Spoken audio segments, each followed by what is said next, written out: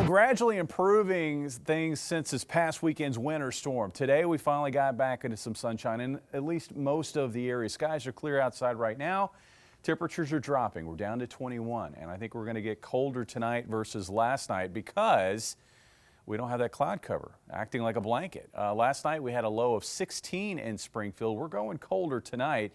Today, we had a high of 27 degrees thanks to that afternoon sunshine. Areas to the southeast that remain cloudy didn't make it out of the low 20s, and those clouds persist, although they will gradually move out overnight tonight. Temperatures tonight dropping into the teens to maybe even single digits to the north, where there's still a healthy amount of sleet and snow on the ground. Here in Springfield, expecting a low of 12, 15 in Branson, 16 in Mountain Home. Tomorrow, highs back in the 20s. Looks like about 25 for a high.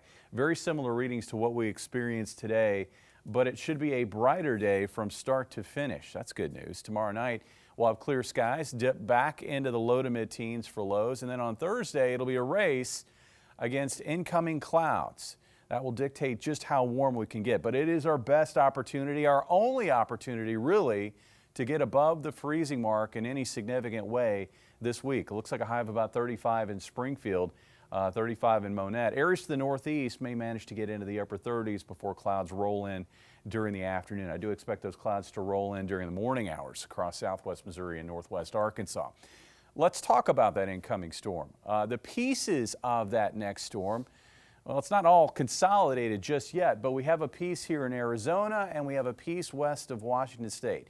This piece is going to help to kick this energy out of the southwestern United States, and that's what's going to move across our area Thursday night into Friday, producing some snowfall. Meanwhile, right now, we still find ourselves right there smack dab in the middle of that pipeline of frigid air, and it continues to pour into the area and will through Wednesday. But even after the pipeline shifts off to the east, cold air is going to remain, and that will set the stage for a southern snowstorm. Looks like a surface low will be developing near Corpus Christi by the end of the day on Thursday, and then that will track along the Gulf Coast into the southeastern U.S. as we work from Friday into Saturday. Winter storm watches are already in effect from the Dallas area east to Memphis, and this is going to be a whopper of a winter storm for those areas. But even for our area, this would be a healthy winter storm if we were going to get the kinds of snow that we're going to find down to our south out of that system. Looks like cold rain will hug the Gulf Coast. There will be a messy mix of sleet, freezing rain and snow from the hill country of Texas east across northernmost Louisiana and southern Arkansas into northern Mississippi, Alabama, and Georgia.